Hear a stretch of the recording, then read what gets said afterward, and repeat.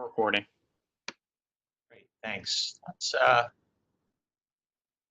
give it another minute to see if we can get any of our other board members on. We have Jaime, Chuck, Ellen, Pat. So no, you have Calvin on? I don't think we do. And no Larry, right? Calvin indicated he was going to attend. I have not heard from Larry. Okay, thanks, Joe. Welcome.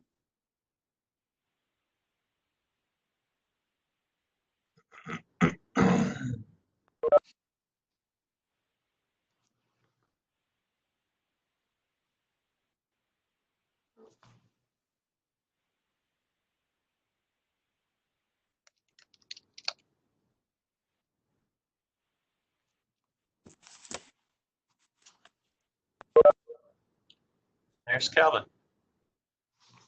Morning, Calvin. Good morning. All right. We will go ahead and call the meeting to order. And first up, everyone and all the board members should have in their agenda packets the minutes from the May 21st, 2020 minutes. Before we entertain a motion, I'll acknowledge all board members are present with the exception of Larry Williams, who's excused. And again, I will entertain a motion on the May 21st minutes. So moved. Second. Any further discussion? All in favor? Aye. Opposed? Carried. Okay, thank you. All right, next up, a report from our secretary, Joe Barry. Morning, Joe. Yes, good morning. The only update I have is we received 3 notice of claims from Eli Smith relative to his contractual dispute. There was not much detail in the actual notices, so we will have to just wait and see how things develop. Okay. Thanks, Joe. Anything else? No, thank you. Okay. Thanks, Joe. As we move to the report from our program manager, I'm going to try to pull up on the screen here the monthly report so folks can follow along who might not have a copy.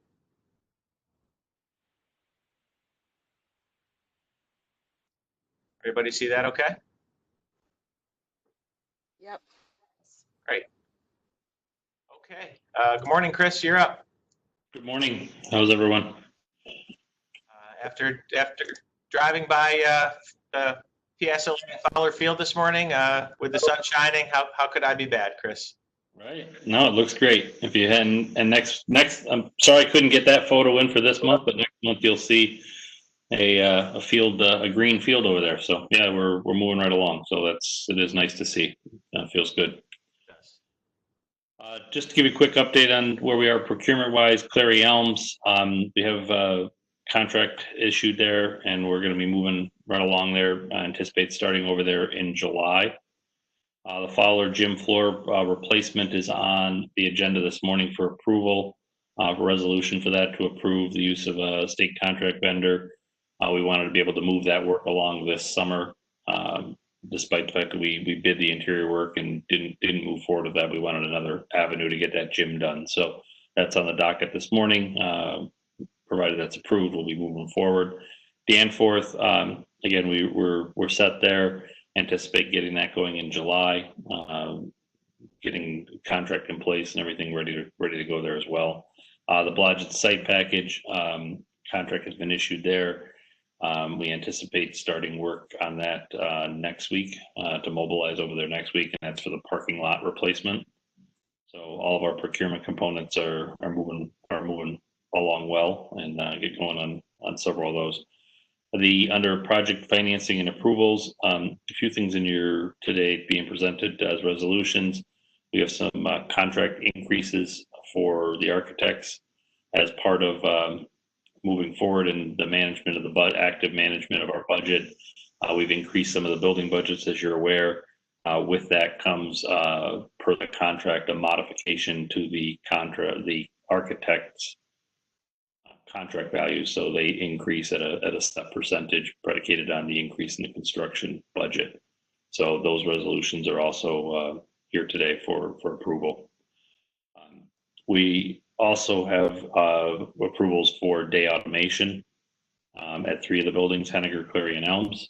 And that's just a part of, they follow the award of the GC. So those are here today for approval. Underneath project design status, additional work scopes, we're progressing that well. We've got kind of a list going for Henneger, Nottingham, and Corcoran. And we're refining that list, and we'll move to procurement on some components of that work in the 4th quarter of this year or 1st quarter of 2021 in terms of those additional packages that we'll put out. So that's moving along well. The Fowler interior work, I think we have our arms around where we're going to go with that. We're going to modify and repackage the project a little bit to modify what's part of the base bid and what will be alternates, and then look to move towards getting that out to a rebid in the fall of 2020. Any questions on any of the procurement or financials or approvals or design status?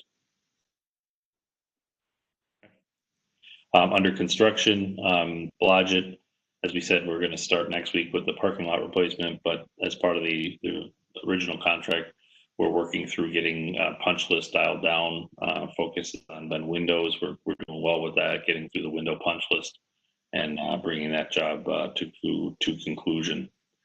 Grant, the picture there in the upper set of pictures there in the upper left-hand corner, the site restoration, got that back in and hydroseeded and mulched and waiting for that to grow right when we get the hottest weather we've had so far, but we'll get there on that. And then I've got some work left at Grant in terms of the completing the punch list and then completing the roof. The roof is on, the building is weather tight.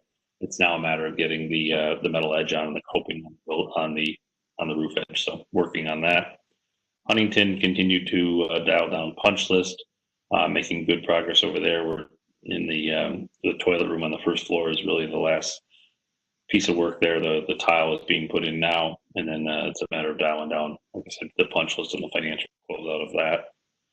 Ed Smith and Bellevue, moving along well there. Anticipate that we're going to be bringing that to closure here in July or August for both of those, so that we can then proceed with getting our cost reports assembled and submitted.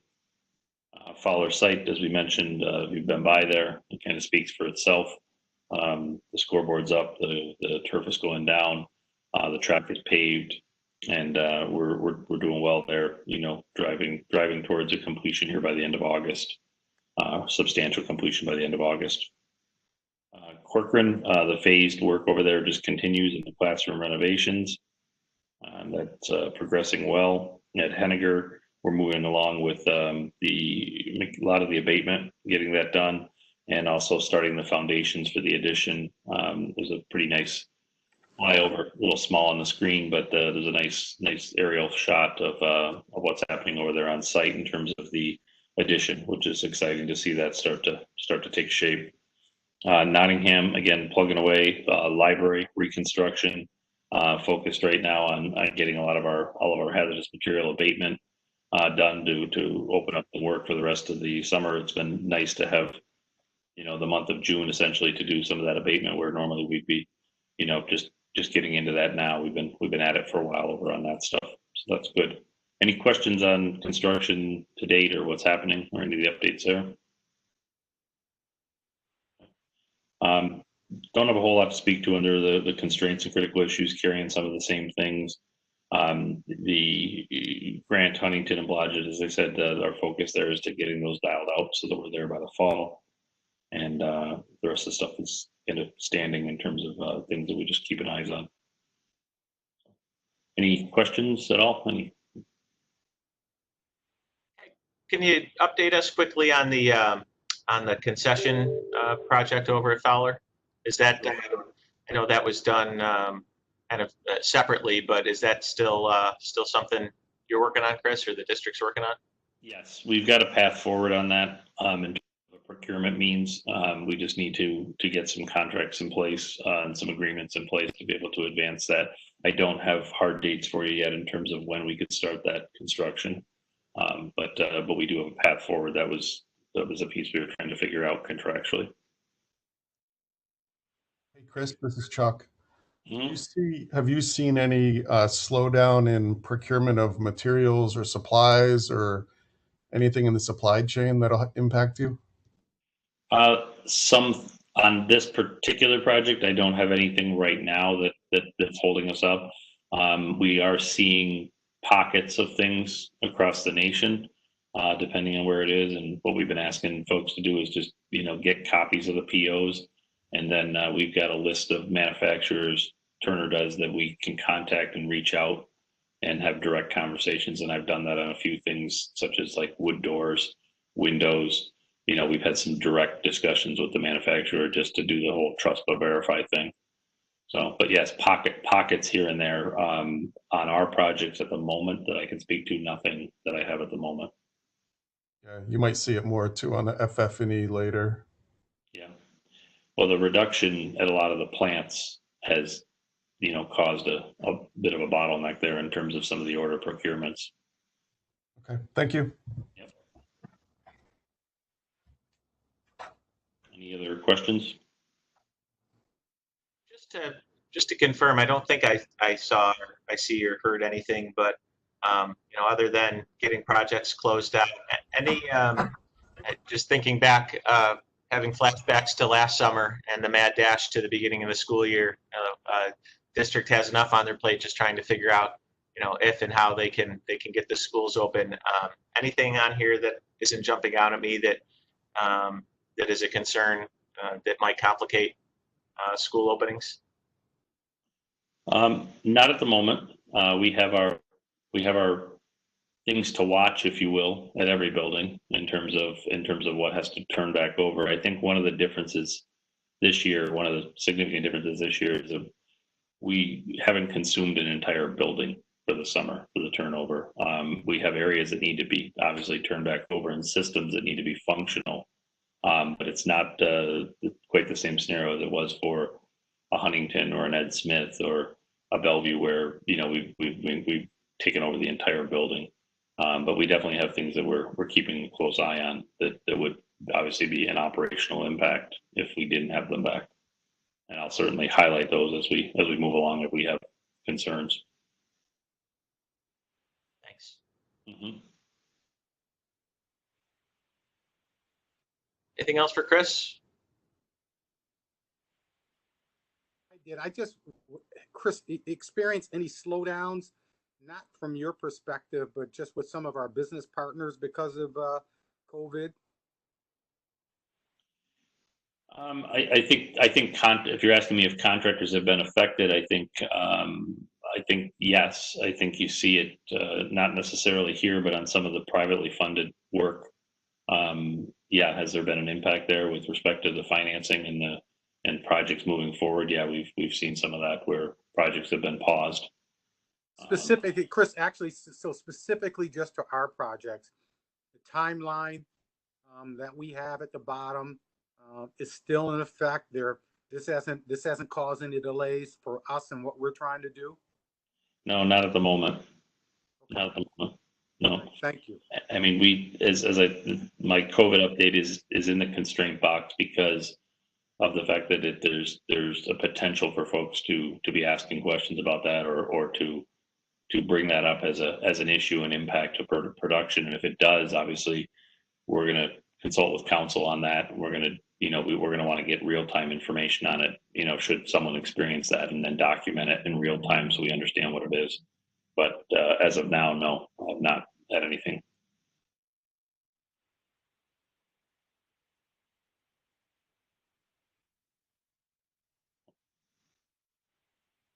Anything else? All right. Thanks, Chris. All right. Thank you. Okay, next up, I believe we have our financial statements. So let's see if I can pull those up. And who do we have? Donna? Yes, I'm on the line. Great. Morning, Donna. Good morning. Let's see here. We're pulling up the April 2020 financial statements. That's correct. Coming right up.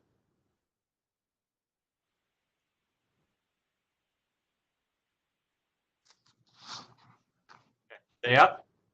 Right. And I'm going to start on page 5. Okay. That's it. Thank you. Mhm.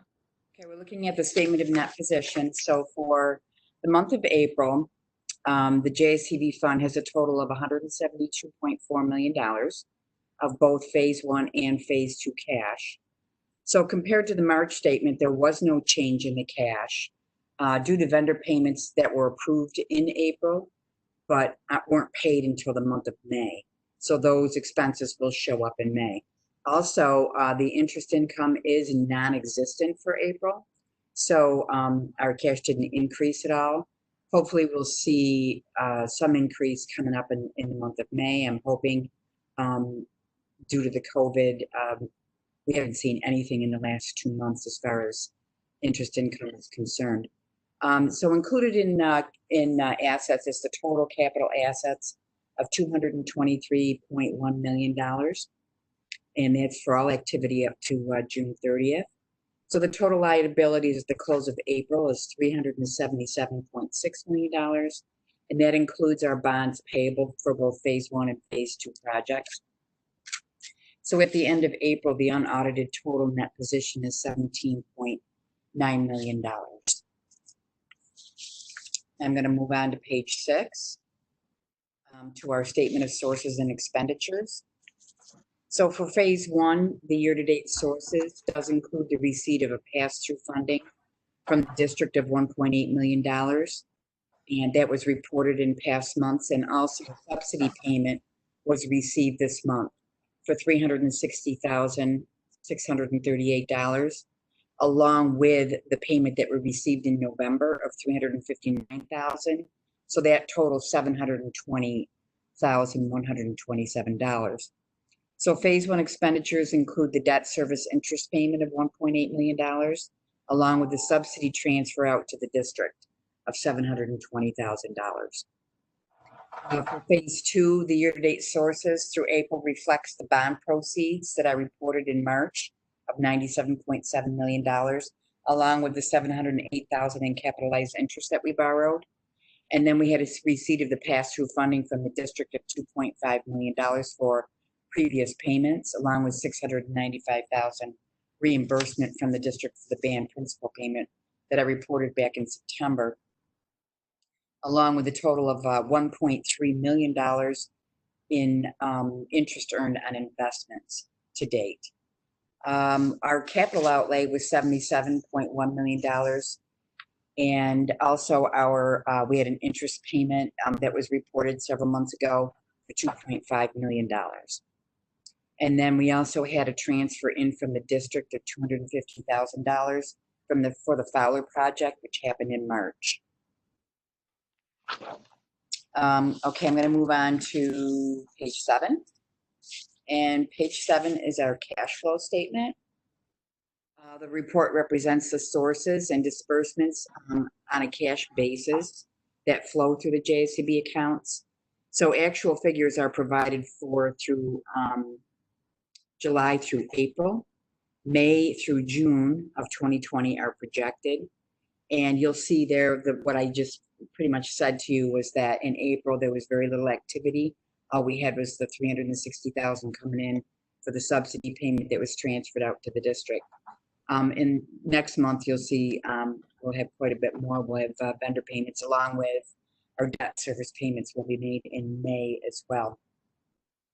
So we're looking at approximately $144.8 million left in our project accounts at the end of June as projected. I'm going to move on to page 8, which is our revenue and expense inception to date report. The inception to date sources for phase 1 is $141.6 million. And for phase 2, it is $292 million. And our expenses for phase 1 is $141.6. And our total expense is $145.6 for phase 2. And that concludes my report. Does anybody have questions? Questions for Donna?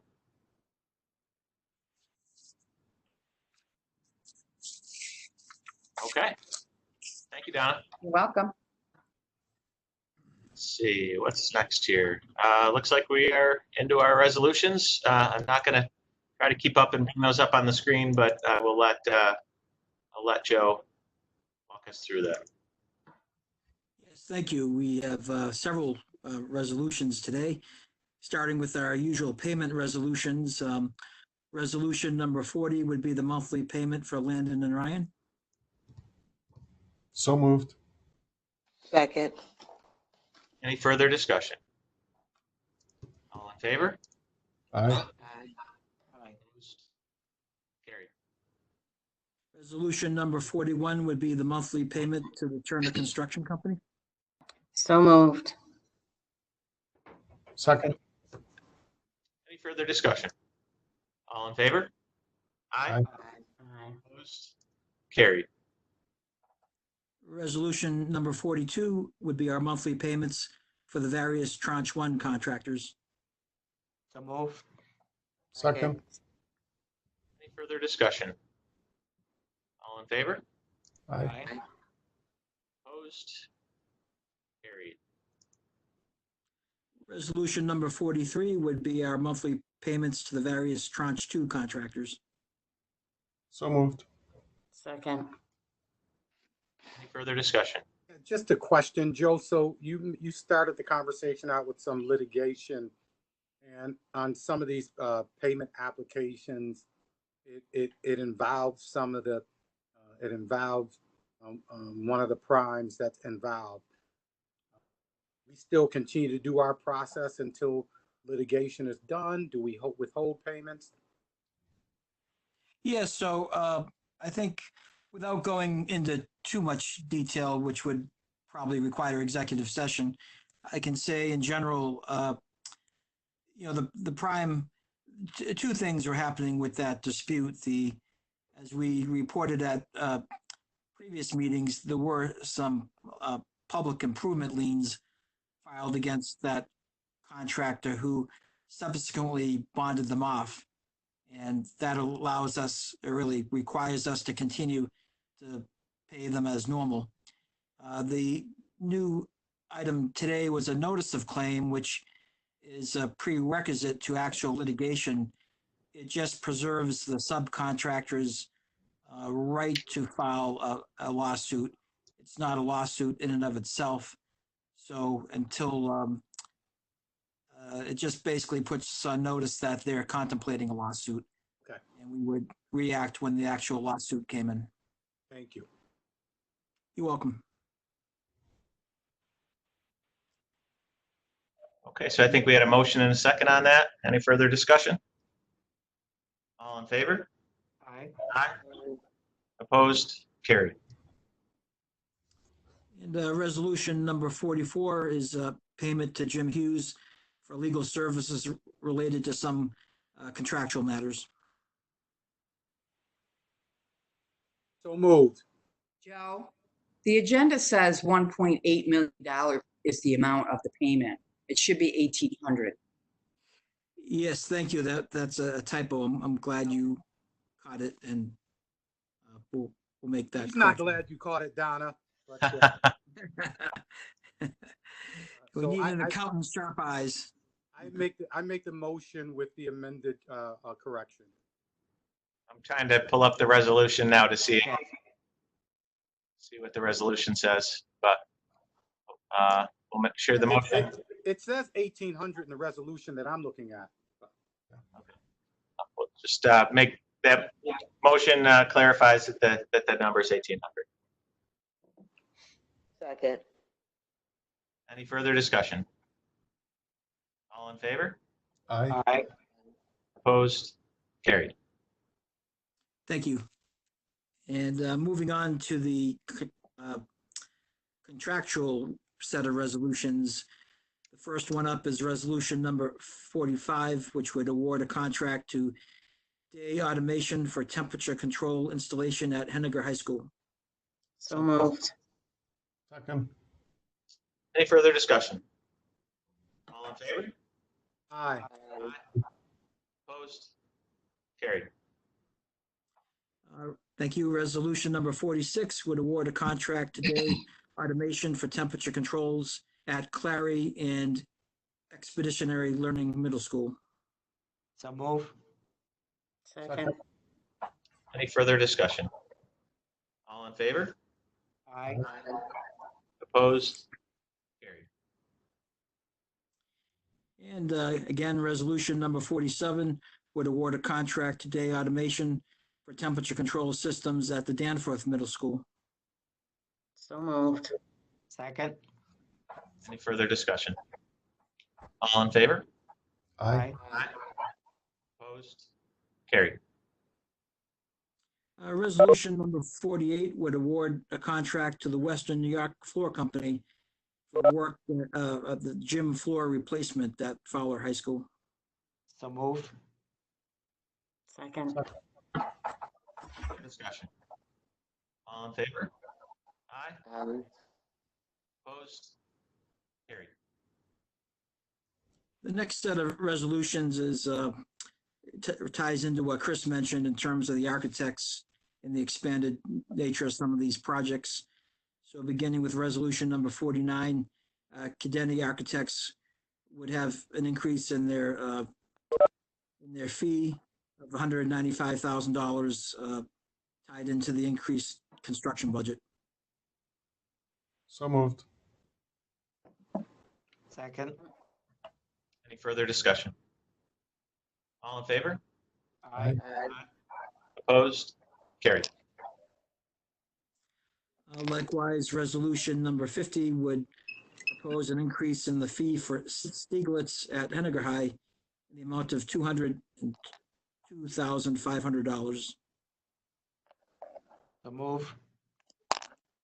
Second. Second. Any further discussion?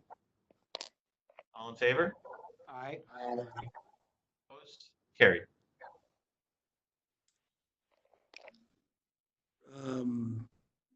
You see where yes, resolution number 51 would increase the King and King Architects fee at Clary Middle School by $162,840 to reflect the increased construction budget at that location. So moved. Second. Any further discussion? All in favor? Aye. Opposed? Carried.